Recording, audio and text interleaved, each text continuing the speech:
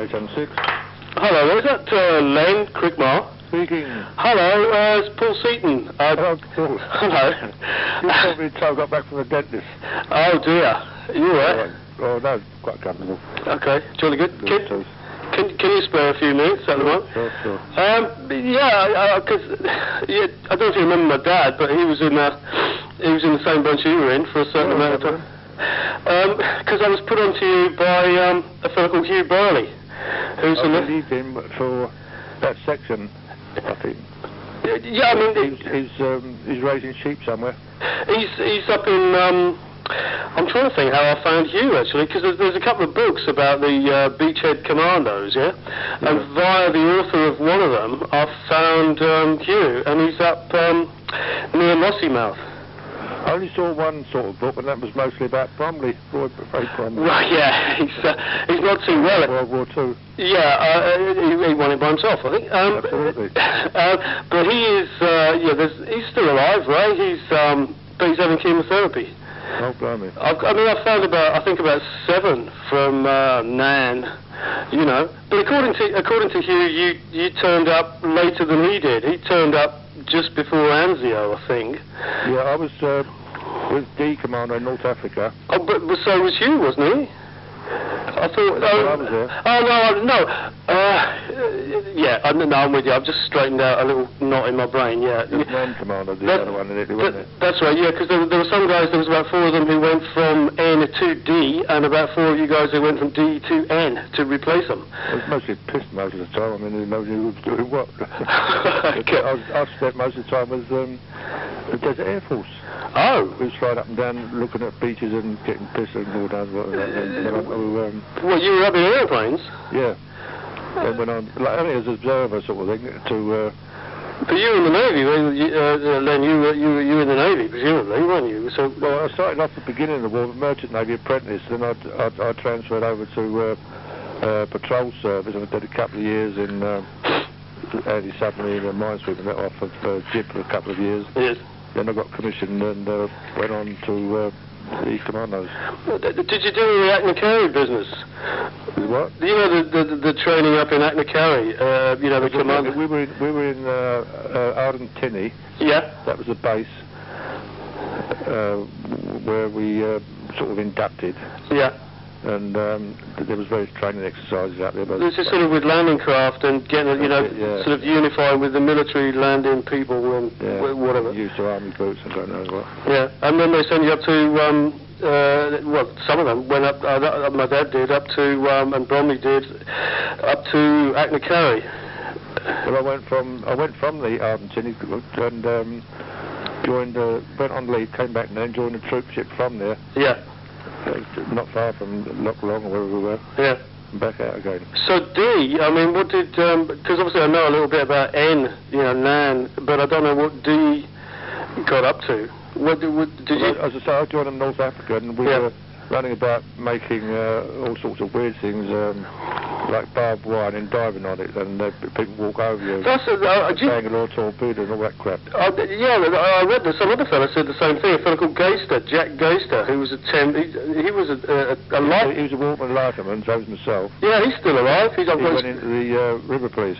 Oh yeah, because I spoke to him, because he didn't seem to know if he was in N Commando or what. It took him a while to tell me that he wasn't. Anything, I don't think, because he finished up on a tug somewhere.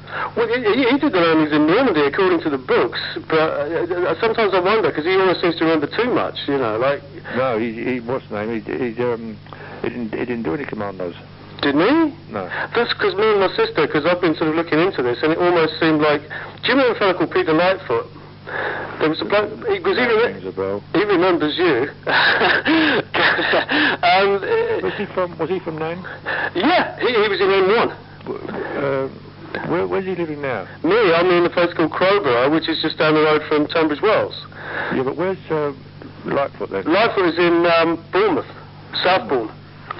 Yeah? What's the matter with Sid Kipling? Kipling, yeah. No memory. He's a bit gaga. Is it Alzheimer? It could well be, yeah. I don't know officially, but it's no good trying to talk to Sid. But his wife, Leda, she's fine. She'll chat to you for hours. Leda, was we were in Porto San Giorgio. Porto San Giorgio, which, and just, you know, like Italy's like all like Walt Disneyland. So about 6-7 miles inland, at the top was a place called FERMO, FERMO. Yeah. And I met this contessa up there, and her daughter was, and her husband were up behind the lines or whatever. Anyway. Mm. Went up there and I got the daughter back with Mr. Father. That's how I met my wife. So you... Leda was her father. There was a cottage there, and there was a railway crossing there. It meant somebody had to live there. Mm-hmm. And that's where Sid Kipling met her. That's right. Yeah, I've got a photograph of their wedding. Well, I got the booze for to make their cake. There was a cake got them. Well, you put the booze in the cake. Yeah, but they've got it made in Italian way, like, you know. Yeah. But she's very nice, Leda. Well, I've got her phone number if you want it. I don't know if are you in touch with any of these? No, what happened? The idea of the Commando Association as such was a good idea. Yeah. But it finished up in the hands of a few. Yeah. And it became very, very parochial. Yeah. It was like Bromley's in hospital, it's all right, my letter sort of thing. I wrote the prick about it, didn't get any fucking answer though.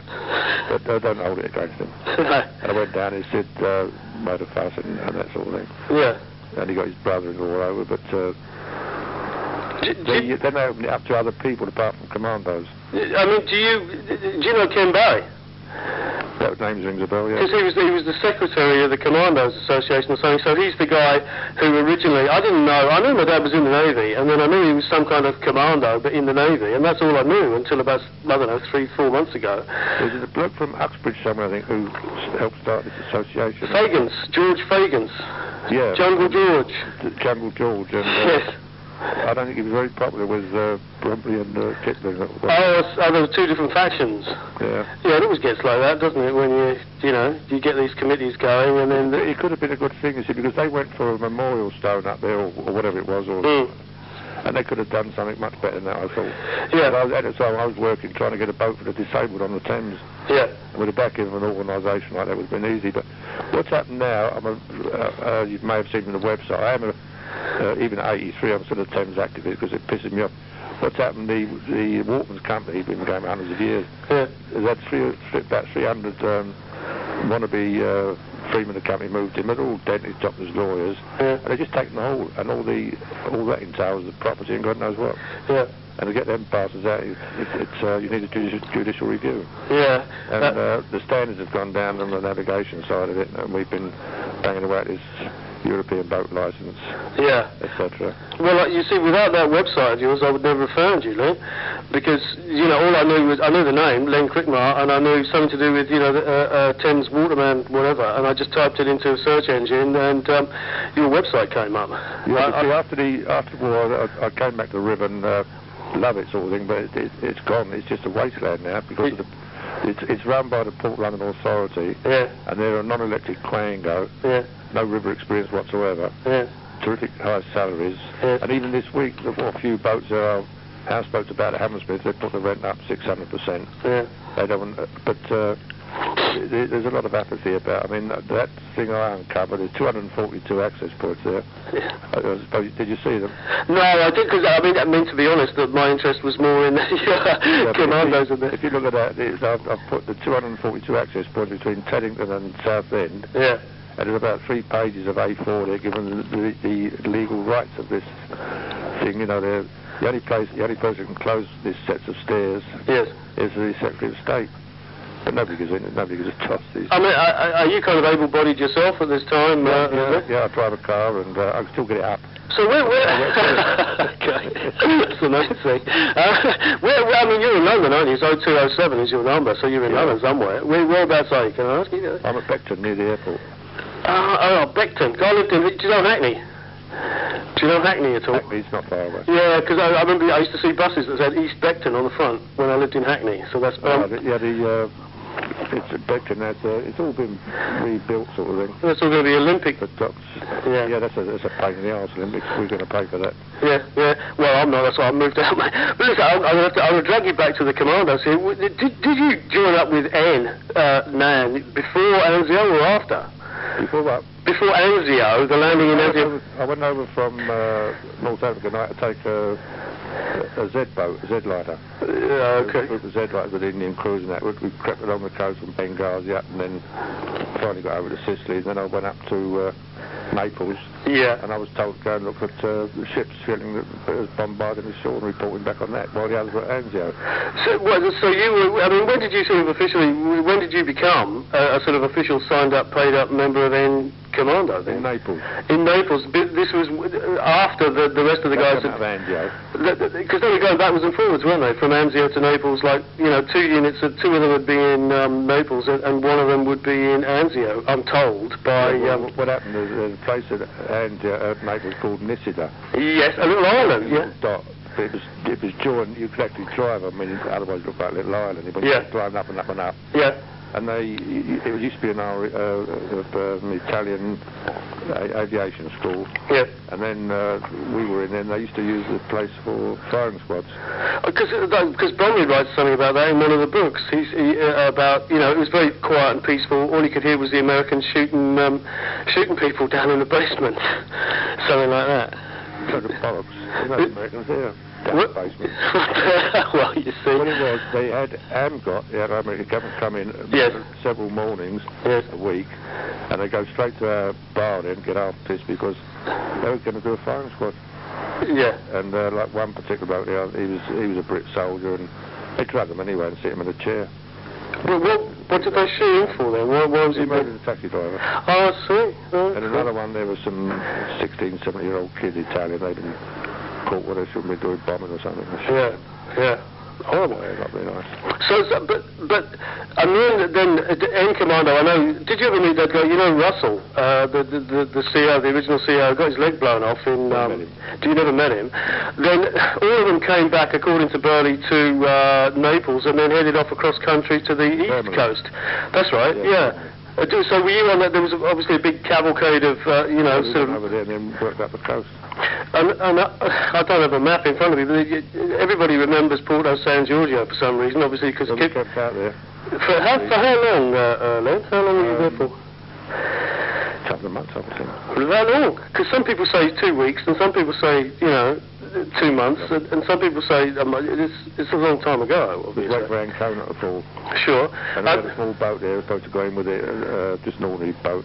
Yeah. Check if there was any mines about, sea mines that is. Because Hugh Birley was talking about that there was some projected sort of landing on the other side of a river called the Sangro River, but it never came about. You know, that you guys were crawling up the east coast there, expecting to be used, you know, for a landing, which never materialised. I used to go out, when we went up to Riccione or places like that. Yeah. And go out on patrol, perhaps looking for escaped prisoners, but mainly I used to stock up. I would go and pinch cows and sheep and then go over.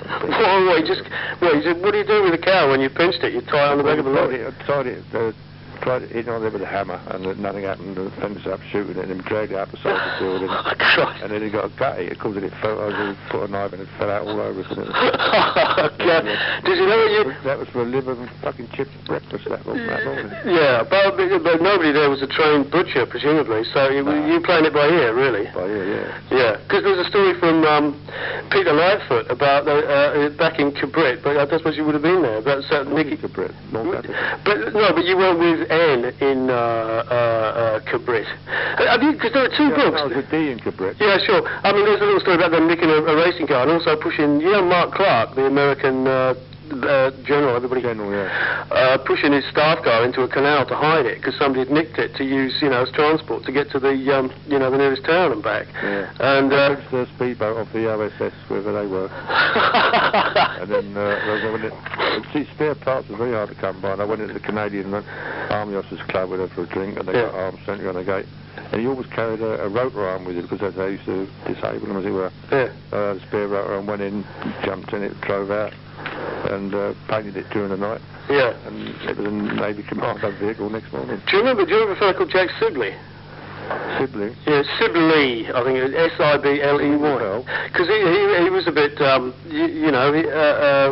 the one who nicked the car, and he's a bit of Jack the Lad. Everybody seems to.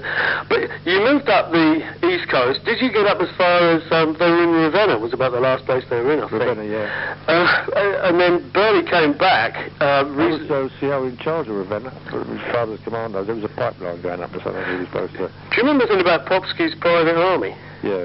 Because my dad apparently, he used to tell this story that he'd been on a sort of 2-day trip with some guys from Popsky's private army all the way to Milan and had seen Mussolini hanging there upside down under that. I was up in Milan then when he was hanging. You were there? I was up there with another petty officer. In that picture, he had a dog. Well, there's 2 dogs in that picture. I've been looking at it sort of with a magnifying glass. What he did with his dog, he got it back by a trawler. Put it on a trawler from Naples, get it back into the UK. Okay. But, so how did you get, Len, from, you're in Ravenna, and when you got to Milan, did you get to Milan, was that anything to do with Popsky's bunch, that you got to Milan, or was that nothing to do with Popsky at all? I just went up there because there was a relative of the family up there. Yeah. And I went with this petty officer, and there was a time Mussolini was killed, and the girl Claretta, or whatever her name was. Yes. And we drove out and drank loads of beer because it wasn't rationed, and they came back again. Because my dad was saying, and somebody else is, like you, Birley, remembers meeting Popsky, like he was going to have another meeting with Tom Turton, with Popsky, but then Popsky got his hand blown off the day before or something. He was a Belgian pilot, he was. That's right. And he's got a book, it's a very good book. I haven't read all of it, but... I met some of his officers back with him on patrol. There was I've even got their cap badge.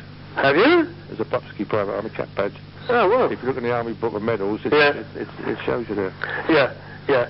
So, but as far as I understand it, there was another group of, the Popsky's lot would have about, various units of Popsky's bunch would have about 6 jeeps with, machine guns on them, and there was a little convoy of these they set off, and they grabbed a few of NAN, Commando, including my dad, as far as I can work out, and they went on a sort of 2-day hike, along along the river there to Milan, and because I didn't believe it, we used to get this story from my dad that he'd seen Mussolini, and everybody says they saw Mussolini, and they saw, you know what I mean? But it seems to have been you saw it then, and also I got from the Germans, the Italians. No, the captured vehicle dump. I got a German amphib. Yeah. It's about the size of a jeep, and you lowered the propeller down across the Poe in that when it was flooded with the Poe. And also I went round there and I said, I wanted a scout car. Well, a scout car's a Daimler engine, much better than a jeep. It's bulletproof as well. Yeah. So I said to the Canadian officer, can I have that to make a caravan with me? He must have thought, what the fucking hell is bloke covering on? But he gave it me anyway. And that was all right. So he got in charge about behind the bomb line, they called it then. Yeah. And it mate looking for fresh gravel or whatever, Yeah. But a lot of stuff was never recorded there because we never got away with it, Well, that's what I'm trying to find out. Lucky. Yeah, but I mean, it's quite a long way. It's about 150 miles, isn't it, from Ravenna to Milan? Yeah. So, what, you drove, what, in a sort of couple of jeeps or so, jeep or something, and that was relatively... When I did Milan, I did it in the amphib. On the road, not on the river, on the road, or up the river? On the road. On the road, okay. I crossed the Poe in it because it was flooded and the bridge was out. Yeah, okay. And that was coming back. Because this is kind of the end of April 1945, is it? Because Mussolini was strung up, I think, April 20-something, 1945, in Milan. So, I mean, the territory between Ravenna and Milan was relatively sort of safe by that time. The Germans were all just heading for Austria and home, weren't they, by that time? Or not? Yeah, there were still pockets about. I mean, I stopped at one deserted farmhouse to get some, I saw some guinea fowl there, went in and shoot them. I had the scout car then. Yeah. And that bloke, what was his name, Maddox or something, the bodyguard driver, and a sub-lieutenant called, I was a subby, Mark Hodges, and we were driving about, they got a sheep, and it must have been under observation, because they saw it as a scout car, maybe thought it was a column coming up or whatever, and they started chucking some mortar bombs over, and so let's have it away, but Maddox, he wouldn't move, he dived under the vehicle. Yeah. So as they come, we've got to be out, he's going to get run over. And we got him out and just shot across country, and then came across some Greek soldiers there, and they showed me how to skin it. They put like a straw in the vein and blew it, and the skin sort of separated, made peeling off easier. Right, that's off a sheep. So gave them some poultry and those were, I don't know, covered it, but we did all right for food. Yes, so you're pretty good at butchery by the time you... Well, packing, I was. I did a couple of years, where was that? A couple of years, the Mau period, I was out there in Kenya. Yeah. And I had a couple of years in Biafra during that war over there. But does this mean you were a mercenary? You were a hired soldier, or... No, I was a special branch for the Kenya police in the Mau thing. Oh, yeah. And the other one, I went out as a river pilot. Yeah. And they said I was flying rebel aircraft, and I got banged up for 2 years, and that bastard lot. But what happened, I went transferred up to mine, got to the Naval Reserves, RNR, after the war. Yeah. And carried on in there. Yeah. And the only reason I've ever put my name and rank up, yeah, because I've been dealing with these ponces on the river, yeah, about access and God knows what, and you meet the weirdest people in the world, like Ghana, telling you about their right. Well, it goes on a bit. But I put my letter here. That was a way of saying I know where I'm coming from with regard boats. Yeah, but yeah. In fact, I'm a Times freeman and that, you know. Yeah. But apart from that, I wouldn't bother. But you've got the Association of Navy Officers, and it's quite good there. You get the RAC coverage for about 50, 60 quid. Yeah. And really, you rank. You never. It's not. They used to put retired, but they just put you on the dormant list and that. Yeah. I found it useful in regards to that river work. That was all. Yeah. Apart from that, for me, the war's bloody history. Yeah. So I'm hoping to go across to Italy in around about June with my son. Yeah. And rent and live over there. It would be a nicer climate, wouldn't it? It just feels like now, like the sun has come out. I don't know what it's like in London, but here it's like, hey, spring has arrived. It's still a bit chilly. Yeah, but that sort of day yesterday. Yeah. But what's happened here, I mean, it's a crazy setup. We fought to keep people out, and we are flooded.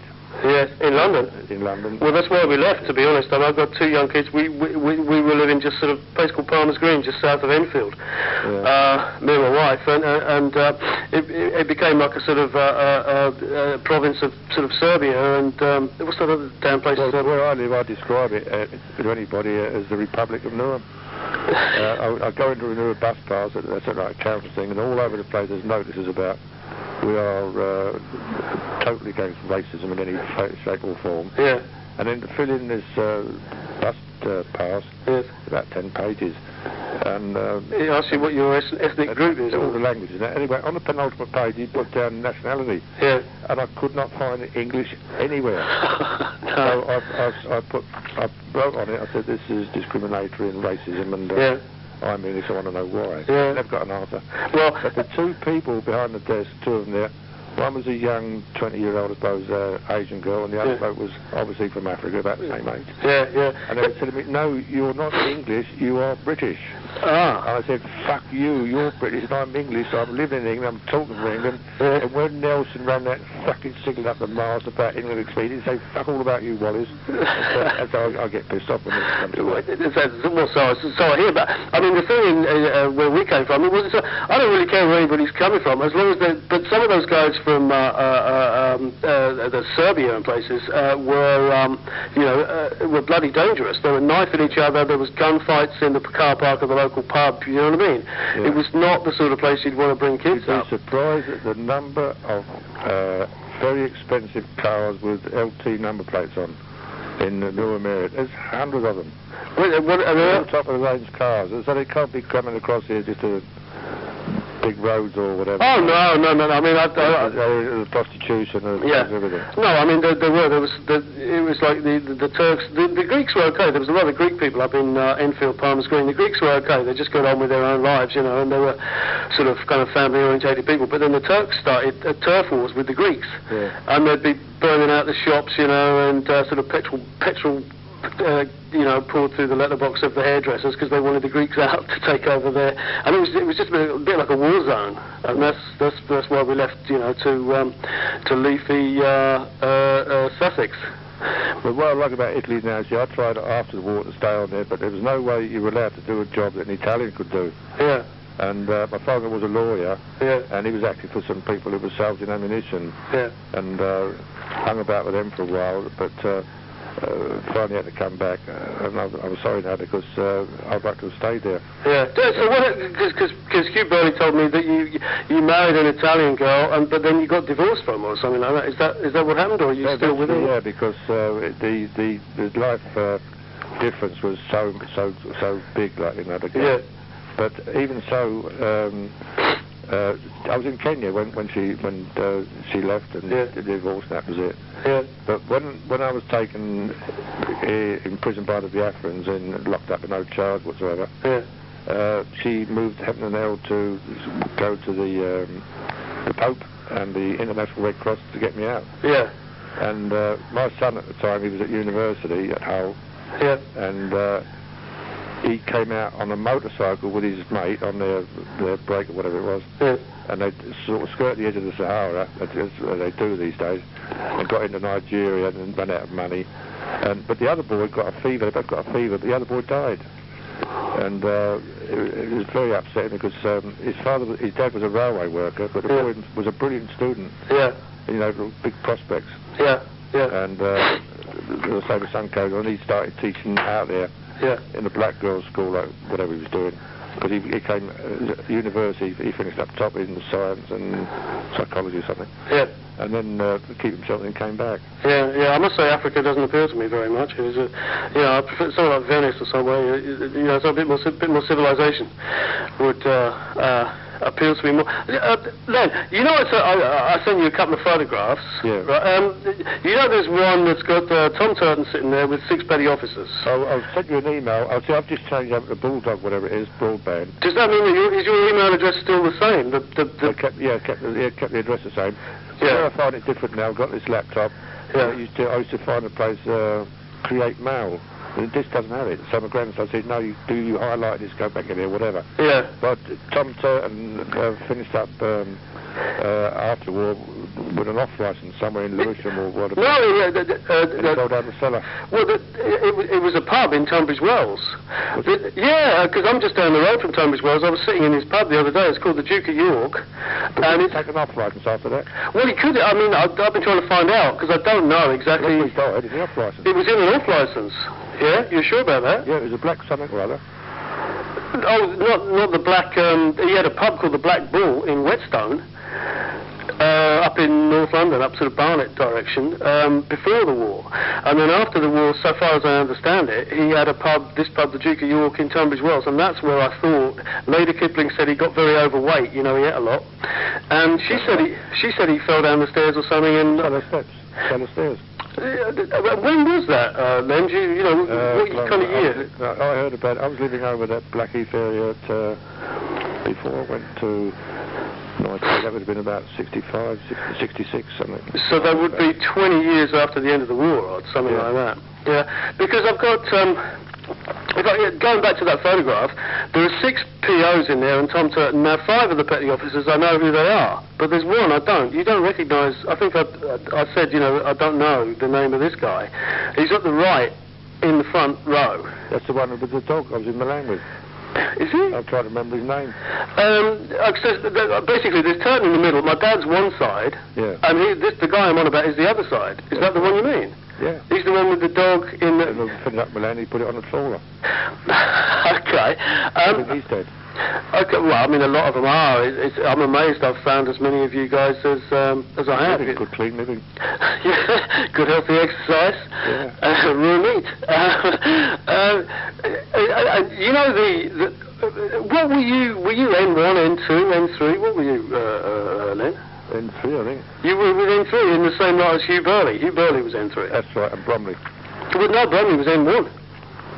Well, he's with me because he speaks a few words of Italian. Well, if you were with Bromley on a sort of permanent basis, you must have been N1 then, because Ray was definitely N1. Kipling was N2. I took over from Birley. Oh, did you? I remember the day and date. He said it was the 23rd of April, whatever, like this, when you relieved me. But what happened?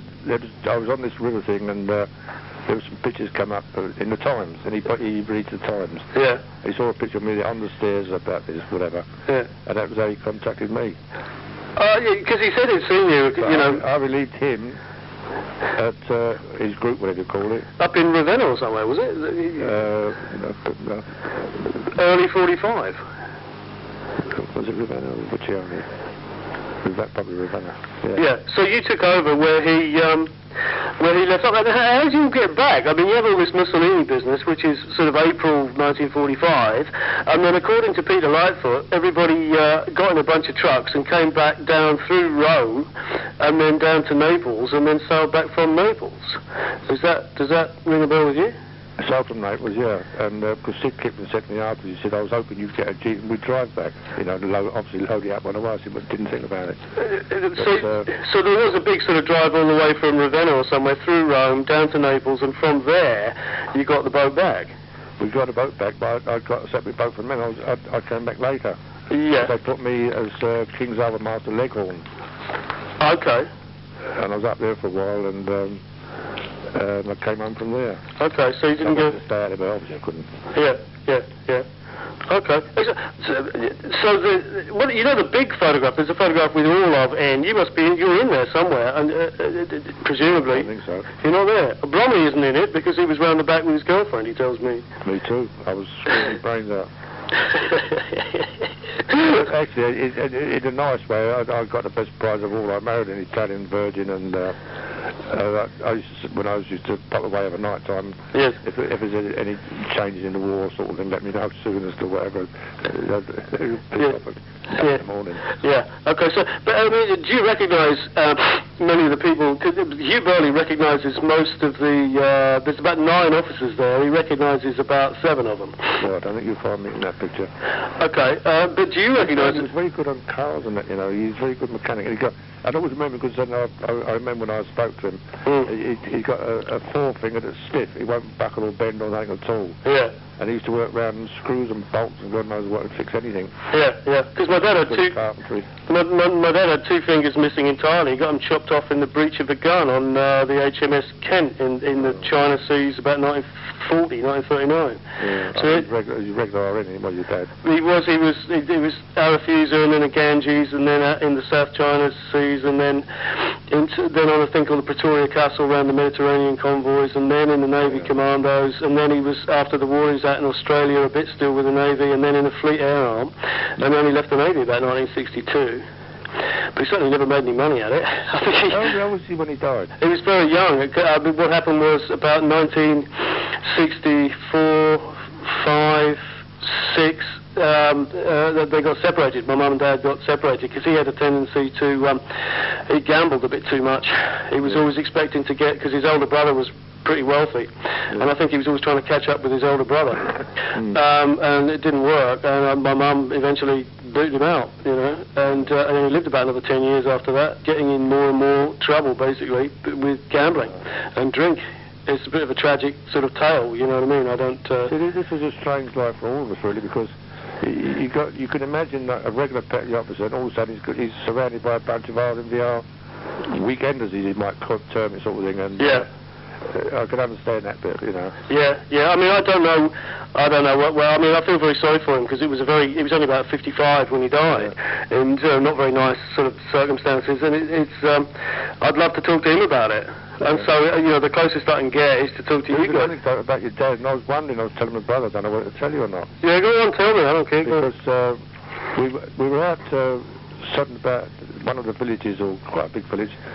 Operating from Porto San Giorgio, beach there, diving about. There was a clandestine radio or something going about, and there was a lot of shelling going on at night time in this village or whatever.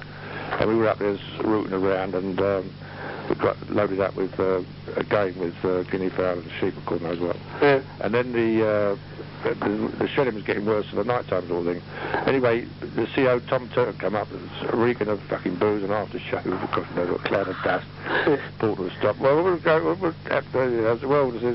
load of the nuns down and kids down, and they just get some grub and look at this radio. I haven't got a clue, look at the radio. Well, I'm going back, and I want a full report, and he pissed off. And your father said, I'm going back too. I said, you go back, I said, I'll fucking shoot you. We were totally mad, like, you know. Nothing happened. We got pissed and that was it. Yeah, okay. Oh, it's not that bad. So you decoration he had as well. Well, he did. You know anything about that? I've been trying to find out where he got a DSM for some reason in Sicily, but I don't know exactly what for. Probably better than a couple of wind troubles. So you don't know why they did it, but they did used to get these things, you know. Yeah. And he was all right, his dad. So, I mean, you do remember him, don't you? I mean, obviously. I remember him, the other, Letby was the other one. I mean, Letby, I know, he's the top left of that photograph with the petty officers. He died. Because everybody... Well, when I went down to see Sid that time, that must have been about 18, 20 years ago. Yeah. And so any photographs I had, they took a lot from me. And he's pointed them out and said, there's Letby. He said, oh, he's dead now. Yeah. And then the one that I was with the dog, I think he'd gone as well. But I wish I could remember his name. Suddenly out of the blue, Letby came. I don't know why. Well, I mean, Letby, because Ray Bromley's great incident is where him and, this is the only time he sort of opened fire in the Second World War, I think, is him and Letby and Russell and Peter Lightfoot took on a machine gun or something in Sicily when they landed there. And, you know, and Letby had a hand in that, you know. But there's some people that everybody remembers and some people that nobody... Yeah, Letby was very good at dumb insolence. He keeps a straight face and but Letby also and twitch like, you know. But listen, Len, most of the... Fuck you and all those things, you know. I know, but I mean, most of the officers, right? I mean, you don't sound like you went to a public school or anything to me. Do you know what I mean? 14. Well, exactly. So, I mean, but most of the officers, for instance, like, what's his name I've been talking to, Hugh Birley, right?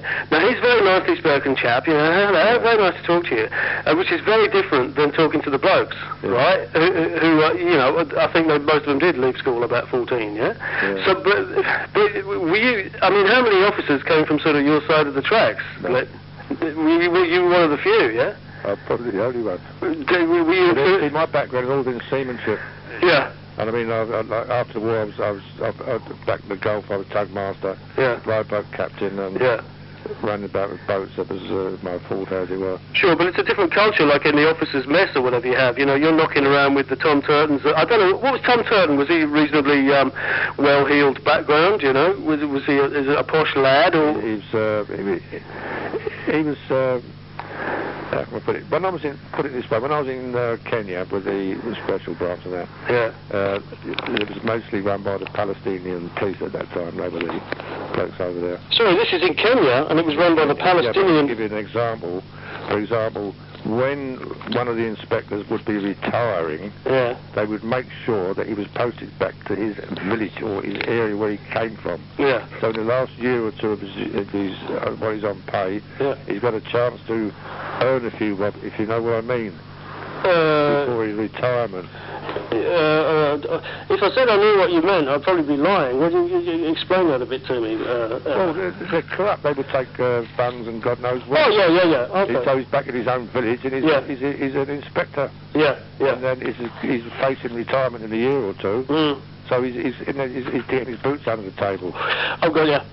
That sort of thing. Yeah. Whereas over here, I was arrested for taking home canned food for a wife and baby. Okay. But back to Turton's background, I mean, he was one of the sort of regular officer class, you might say.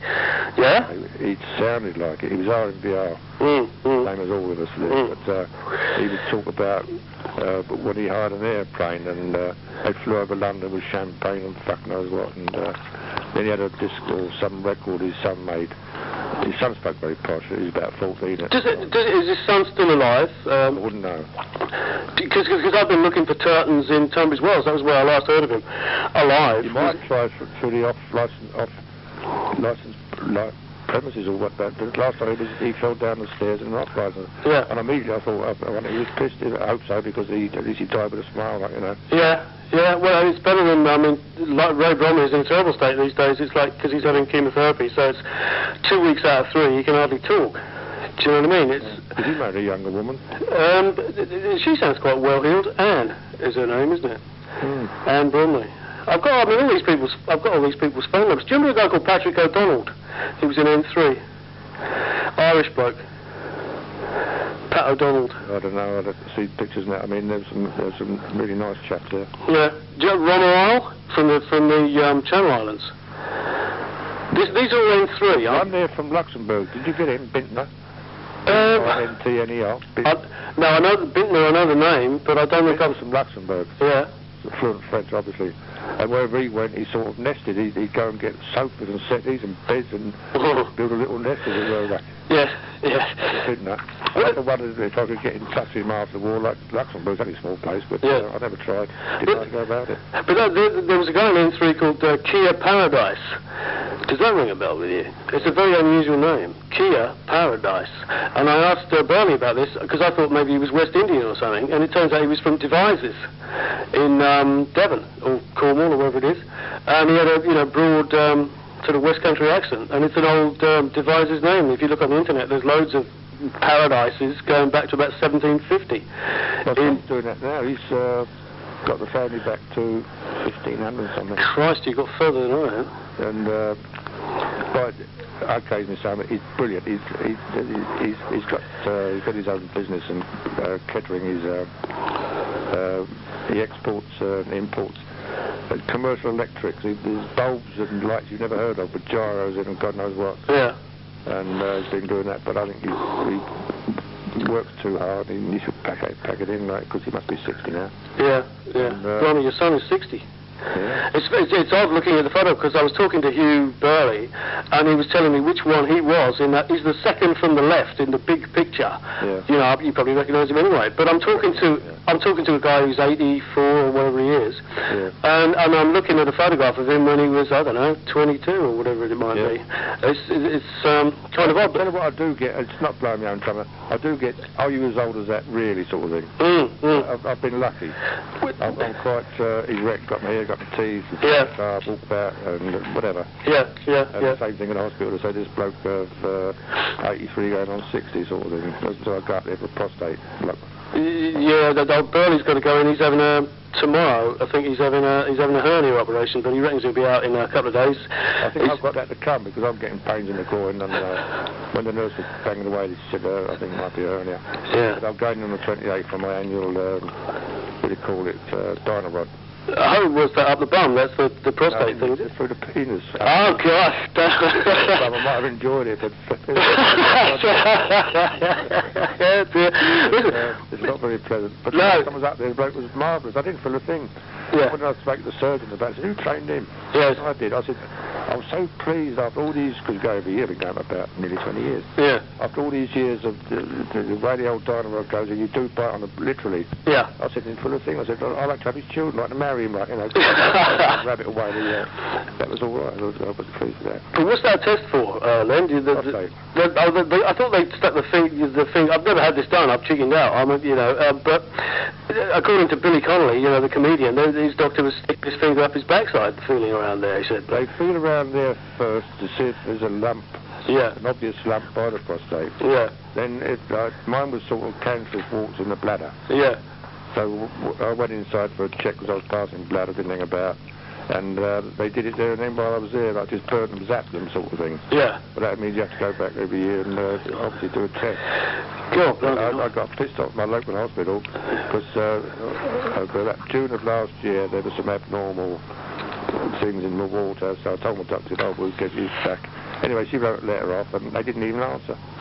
And when I went in after Christmas, a long time after, I had to wait 2 hours because the previous occupant of the bed had MRS, what do you call it? Oh, yeah. And when I went up there to leave, and I saw the way these wallies couldn't speak a word of English, they were diving, changing curtain, no gloves on, and there's all these Europeans in the beds of the daytime.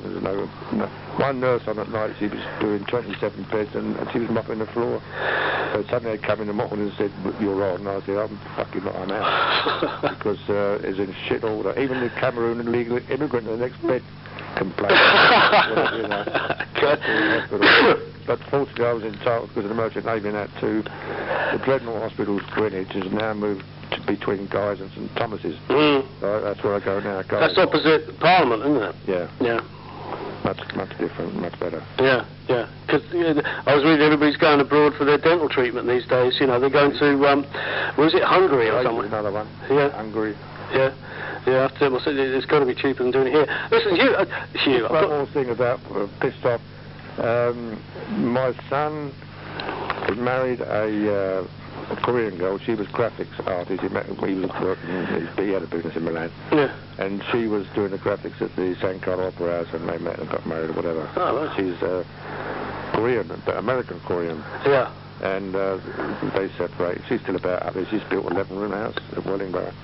Anyway, then he finished up with this Japanese girl at the cancer clinic in Switzerland. He met her, chatted in German or whatever. Yeah. I've got the most beautiful granddaughter you ever saw. She's 18 this year. Yeah.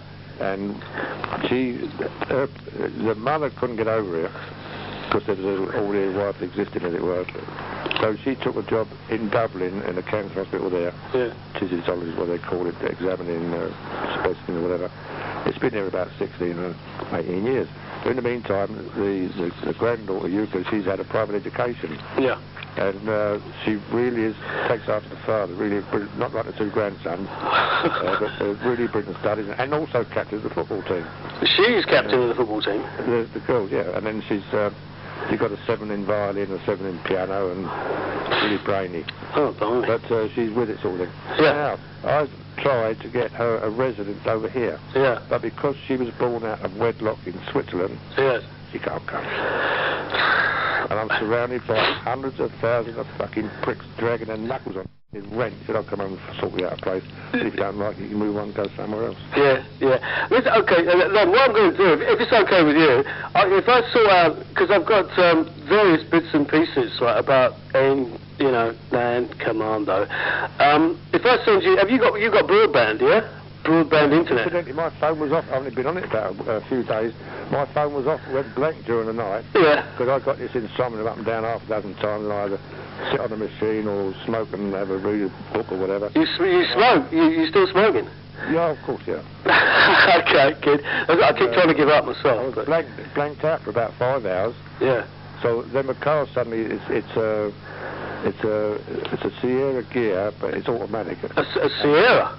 Yeah. Oh yeah, I used to have a Sierra. It's a J-Red, but it's only got 50,000 miles on it. Yeah. Okay. So that's a 2 litre, but all of a sudden I'm getting sort of it stops and starts as petrol starvation. So yeah. If it had been a carburetor, you'd have thought, oh, carburetor and plugs, but I'm taking it down this afternoon. And you should get Hugh Birley to have a look at it. Oh, he'd sort it out immediately. Very good at that. I mean, I've got the phone numbers of about 8 or 9 of these people. I can let you have a few phone numbers. Some of them are a bit odd. Well, I mean, something said about Patrick Ward. He was in your photograph. He's a very nice bloke. Yeah. Now, we're driving along one day. He just collected a Jeep, which is like gold dust. Yeah. Legal. And it's brand new. And there's a woman by the roadside dressed in Polish girls' army officer's uniform or whatever, crying. Yeah. We picked her up. What's wrong? She's got a lift to where she's getting off, and she left this dispatch briefcase in the vehicle. Yeah. So let's go after it. Let's go and get it for her. Yeah. So we built along there at 40 miles an hour, and we said, no, he said, it's running in. I mean, we're all expendable, and he's worried about a fucking Jeep engine and what's name. Yes. And then Pat Wall finished up managing director of Blue Circle Cement down at Gray's End there. Yeah. Oh, so he must have made a bubble too, didn't he? I don't think so. Yeah. But you would think at times, if you were stranded on a desert island or seeing a small boat, who you would like to be with, who you wouldn't. Yeah. Okay. He'd come across Wallace. Wallace, he was in Doncaster, and I think I must have just missed him. Ray Bromley had it, or somebody, I think it was Anne Bromley, gave me an address, no phone number, in Doncaster. He's on the right of all the officers in the big picture. I saw him, yeah. Yeah. He's very careful about his dress and his scarf and the locks blown in the breeze sort of thing, very... yeah, a bit vain. I mean, a couple of years ago he was in Doncaster, but I sent a letter to the address and it just said not known at this address. So I don't know whether he's dead or just moved away without leaving a forwarding address. Bromley, I've got his phone number. This guy called Pat O'Donnell, who's in a naval home in Chatham, but he's lost his marbles, the same as Sid Kipling. They did publish a list of all the members of that Commando association. Did they? And phone numbers. Oh, because initially the only two I could get from Ken Barry, who's in Southend, you know, he was the secretary when it was still running, was Pat O'Donnell, who doesn't remember anything at all. He can't remember. You actually saw one of these lists with all the names. I've got a list of from Ken Barry of everybody he thought was in N. You know, it was in N. I've never seen a list of the whole bunch. There's a list of the whole. Well, I'll tell you what I'll do, then I'll email you what I've got, which is, there's a big sort of memoir by a fellow called Redshaw, who was before your time in N. He left before ANZIO. Redshaw, yeah. Oh, do you know him? He lost a leg, didn't he? No, that was Russell who lost a leg. He was a big, this guy who wrote this thing, it's about 10 sides of A4, and it's all the way from before they, you know, going up to Ardentinny and then going to Achnacary and then... Obviously with a false ear, lived down on the coast somewhere, he's dead now. Say again? A false ear or something. A false ear? No, that's... He used to drive up to Scotland on his holidays. He's in his 80s end. Well, what I'll do, I'll email you this thing, yeah, and you'll have a look, and maybe, because it's got a list of it's got about 65 names from N Commando, so it might, you know, ring a few bells. You see, what it is, I've got paperwork everywhere. My son comes down, he says, you're living like a bag lady. You get this done and get the kitchen done, get that done and get new kids, get all the lot. Yeah. Okay, but you've got to start dumping stuff. Yeah. And since my wife died 8 years ago, I've lost all interest in the place. But I'll actually get around and go and rent and go and live in Italy. Yeah. But I've also written a manuscript about Biafra. Yeah. And I was 2 pages missing. Yeah. Which I've done now. Yeah. It was when I first did it. It was accepted by Michael Joseph. Yeah. But I was with a midshipman at the time out in North Africa called Ensel. Yeah. J. Ensel. Yeah. And he was one of these cub reporters or whatever, knew everything about writing and God knows what. Yeah. So when I found him out, I said, look, I've just written this manuscript. Can you correct it for me? Yeah. I said, we go half each. Yeah. So anyway, actually, I should have left the manuscript as it was. Yeah. But he just typed it out, and then he wants his name on the front cover. I said, bollocks. I said, I did this. Yeah. And because he'd written 2 books in Kenya, yeah. he couldn't flog them. Yeah. So I've got the contract, I'd written what I was saying, found the publisher, and I chucked it in a drawer. They sent me phoned up New Zealand, signed these papers and published it, yeah. and I saw his name, and I said, bollocks, and chucked it back in again. Yeah. Well, I mean, I've done it again now. I want to get these 2 pages in, I'm going to put it up for publishing, but I want to do another manuscript about the Thames and all the crooks up there. All the crooks living in the square mile, Westminster. Yeah. Biggest crooks in the world. Well, I'm sure, you know. I mean, if you ever want to write anything about your experiences with NAN Navy commandos, I'd be very interested in reading it. Do you know what I mean? Yeah, well, that would only be like a passing bit, like in there, like I went to war, command or whatever. No, I know, but you can understand that from my point of view. Yeah. It's for me, because I've got Hugh Birley is hopefully going to write something out, because this guy Redshaw, I'll send it to you. There's about 10 pages of A4. It's everything from the beginning of N Commando when they were formed, right up to just before ANZIO when he left. Yeah. So he left about the time you started to sort of get in there. So I mean that's quite interesting, because there's a fair bit about Turton in there, which and you know Russell getting his leg blown off and stuff, which you know he was on 2, I think. I met one of the blokes out there. He went back to Ardentinny. Yeah. And told him down there that Lenny CRICKMAR was out there looking for World War III. Ran his back with the bodyguard and that, and checking this and pinching that, and God knows what. Reconnaissance, as it were, whatever it was. Yeah. Just go back and look shagged out and get pissed and go to bed. All right. But that was a decent crowd. All right. I'll tell you then what I'll do. I'll email you a few things, and if you got, I just wanted to check that you weren't sort of dial-up. You know, like through a modem, because I don't want to send like huge big pictures or anything if it's on a modem. But you've got broadband. Yeah, but I on my broadband, and then on this newfangled laptop I got your pictures. Okay, well that's it. Now, when my mate down at KMV, Paul, like we're together on this river thing, yeah. he talks about JPEGs and God knows what, and comes out and paper clips and whatever. Yeah. But those pictures came out all right, and yeah, I mean, you can print. Have you got a printer there? You can print. What I've got to do, I've got to shift the laptop over to the printer one way or the other, because I've got wires coming out my arse up here and up the wall, everywhere. Yeah. Trying to live out the sun with it. You can blow yourself up. But I can get them out. Okay. And what I will do, I'll do a check through, see if I can get the more complete list. That would be good. I mean, I'll send you what I've got. You might find that what you're thinking of is what I've got already, but I'll send you, I've probably got a few more photographs and just a few bits of writing about these things. Well, the only reason I stopped communicating with what's the name, it finished up parochial, just a few names coming up regular as clockwork in their report. Yeah. George Fagence was doing this, and George Fagence was that. Yeah.